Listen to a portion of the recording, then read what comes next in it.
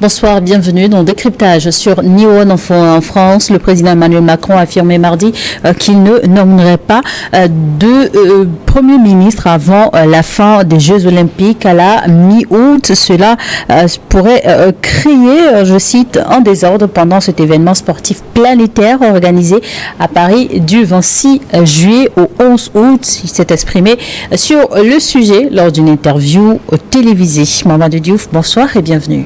Merci. Bonsoir Charlotte. Plus de 2 semaines même après les législatives, toujours pas de gouvernement en France. Mais toujours pas de gouvernement parce que Macron ne veut pas d'une deuxième défaite. Il avait dissous le Parlement, espérant que, en créant un sursaut national contre le Rassemblement national, il parviendrait à avoir éventuellement une majorité ou bien sortir premier. Ça n'a pas du tout été le cas. Mais actuellement, il ne veut pas accepter la réalité des urnes, parce que la réalité des urnes, c'est le nouveau Front populaire qui est devant. Alors que le président de la République, il n'avait pas hésité à mouiller le maillot pendant la campagne et à désigner le choléra en France, c'est-à-dire le Rassemblement national, et la peste en France, c'est-à-dire le nouveau Front populaire.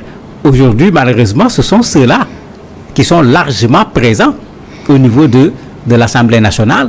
Il ne veut pas en faire des premiers ministres pour la France, mais les JO, c'est une fausse excuse de la part du président de la République.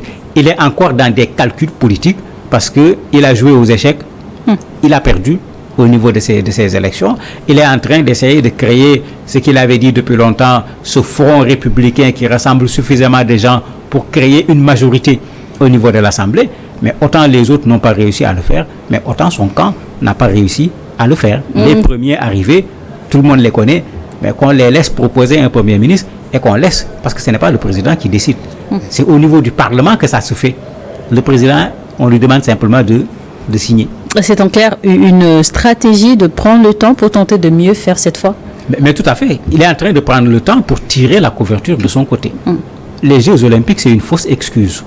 Je me rappelle, quand il a décidé de dissoudre l'Assemblée, les premières questions qui avaient été posées, c'est est-ce que la campagne électorale ne va pas perturber la préparation? Est-ce qu'un nouveau gouvernement ne va pas perturber? Ils avaient tous répondu qu'il n'y avait aucun problème. Ça ne pouvait en rien entacher les JO. Ce qui devait être programmé a été programmé, les infrastructures à construire, etc. Pourquoi le discours change aujourd'hui? Pourquoi le discours change? Il ne change pas parce que c'est les JO qui risquent de rencontrer des difficultés, mais il est certainement en train de faire un bon politicien ses manigances pour voir comment empêcher, particulièrement au nouveau Front populaire, de pouvoir créer une majorité au niveau de l'Assemblée nationale et de lui imposer, je dis bien imposer, un Premier ministre. Puisqu'on a entendu son discours, bon, même il répond à Mélenchon, puisque c'est Mélenchon qui avait dit on est prêt à gouverner, et nous allons gouverner avec notre programme, et il avait même précisé avec tout notre programme.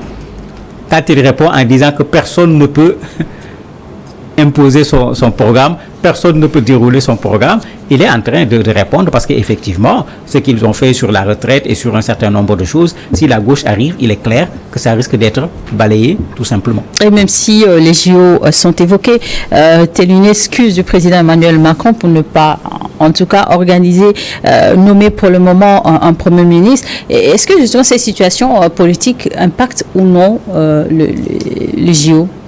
Ça ne risque pas d'impacter les Jeux. Puisque, comme on le sait, un ministre, c'est un coordonnateur à l'échelle nationale.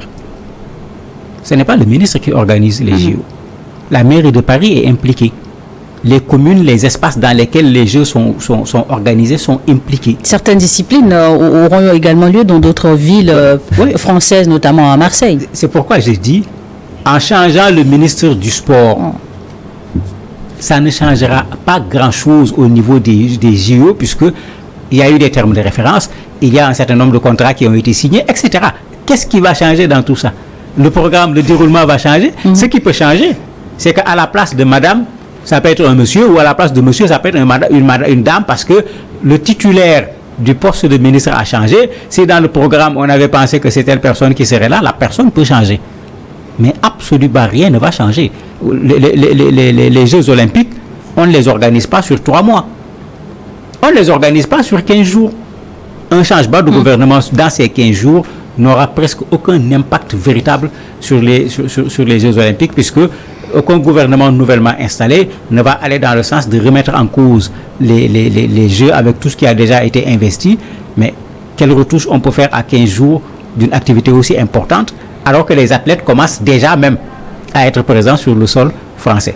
Macron est tout simplement dans de la véritable politique politicienne, comme on le dit d'habitude, et ça fait partie même des principes des Jeux Olympiques et du sport de façon générale, que les gens fassent la politique dans l'arène politique et qu'on laisse les gens faire du sport dans l'arène du sport. Et après 16 jours de négociations, le nouveau Front populaire, quant à lui, a finalement proposé un nom, celui de Lucie Castey, une haute fonctionnaire pour le poste de Premier ministre. Une proposition que le président a, en tout cas, on va dire, balayée du revers de la main, catégoriquement rejetée. Mais tout à fait, c'est ce que je disais tout à l'heure. Si ce que Macron a dit pendant la campagne est vrai, si le nouveau Front populaire, c'est la peste, tout ce qui vient du nouveau Front populaire, c'est la peste. Bien que, il faut dire quand même, au niveau du nouveau Front populaire, il a été extrêmement difficile de s'entendre avant de choisir cette dame. Mais cela dit, cela n'a rien... Et si vous la regardez bien... La décision du président n'a donc rien à voir avec le profil proposé. Ah non. Elle est haut fonctionnaire au niveau de la mairie de Paris, ce n'est pas une inconnue. Pas connue peut-être sur le côté public, en termes de politique. Et c'était ça la solution pour le nouveau Front populaire, puisque Mélenchon a très tôt été refusé par certains qui sont à l'intérieur du groupe. D'autres de la France insoumise qui étaient bien en vue ont été refusés également parce que les gens disaient qu'ils sont trop radicaux. Vous les nommez, on risque d'avoir immédiatement une motion de censure au niveau de l'Assemblée. On est allé chercher une personne un peu plus en retrait par rapport à cette France qui est en train de se diviser aujourd'hui entre 3 pôles. Un pôle autour du président, un pôle autour de Mélenchon, un pôle autour de Marine Le Pen. Celle-là, on est allé la prendre pour que ça puisse d'abord faire le compromis au niveau du nouveau Front populaire, pour que ça puisse être également une image qui pourrait être acceptée par la partie présidentielle et par les autres qui sont au niveau de l'Assemblée. Mais le refus de Macron est dû à une seule chose. Si celle-là vient, c'est le programme du nouveau Front populaire que celle-là va appliquer. Elle ne vient pas avec son programme en tant que Premier ministre, puisque c'est le nouveau Front populaire qui a proposé son nom au président de la République. Donc malgré le jeu qui a été fait, Macron est resté droit dans ses bottes en ne voulant pas quelqu'un du nouveau Front populaire, mais ce n'est pas à lui de désigner le Premier ministre. Il faut que les choses soient extrêmement claires. On est dans un régime parlementaire, le Premier ministre doit être issu de la majorité parlementaire. Pour Emmanuel Macron, la priorité est de proposer, en tout cas, est de former un gouvernement capable de faire avancer le pays. En clair, il faut un Premier ministre beaucoup plus rassembleur. Oui, mais est-ce que ça, c'est la priorité de Macron? Qui a voté Nouveau Front populaire? Qui a voté les Français. Rassemblement national? Qui n'a pas voté pour Macron? Est-ce que Macron, c'est mieux que les Français, ce que les Français veulent?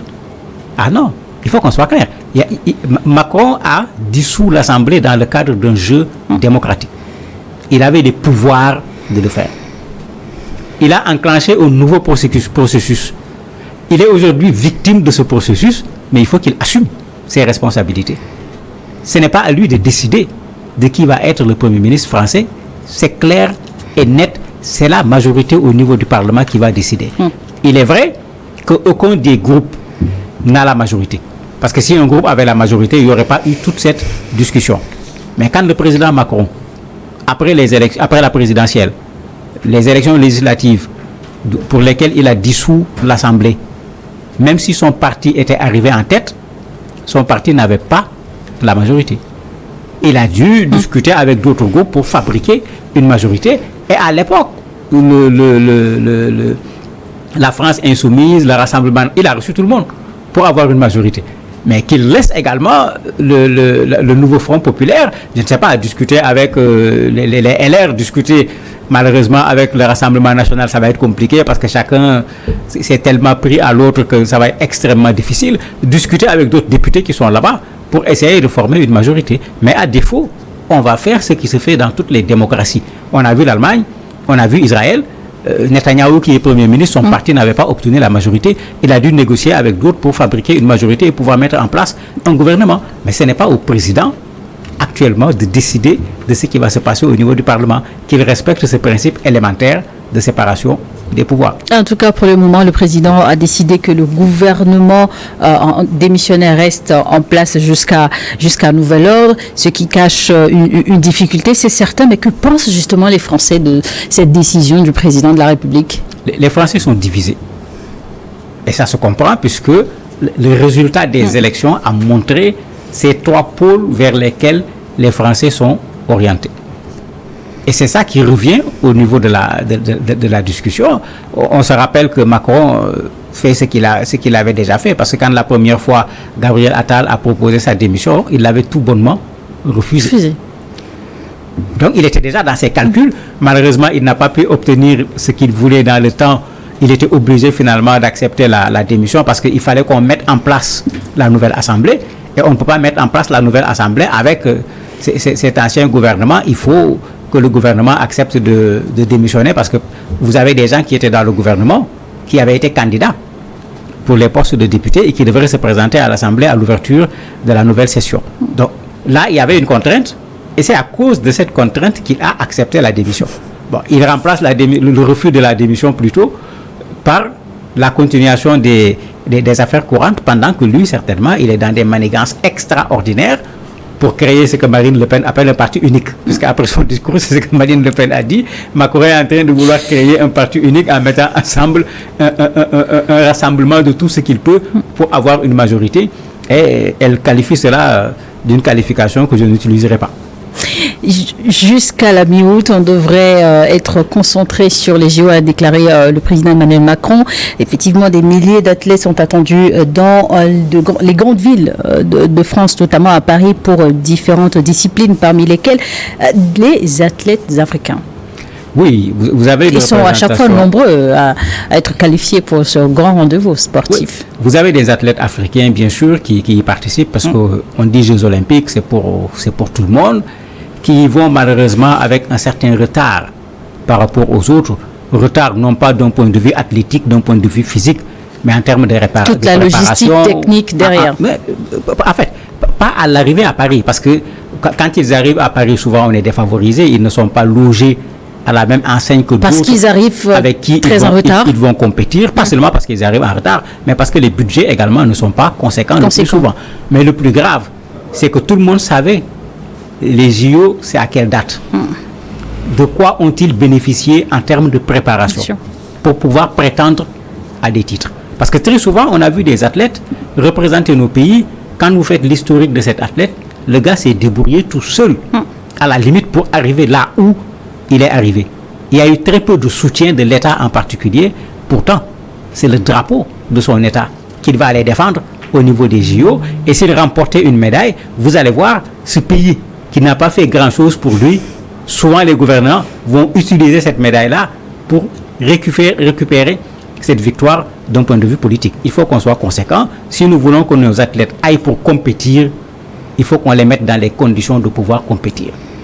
Si nous voulons qu'ils aillent pour participer simplement, pour qu'on dise que tel pays africain est venu participer, on peut continuer à faire ce que nous faisons et ne soyons pas surpris de ne pas avoir des résultats satisfaisants. Malgré tout, on va leur souhaiter de remporter d'importantes médailles.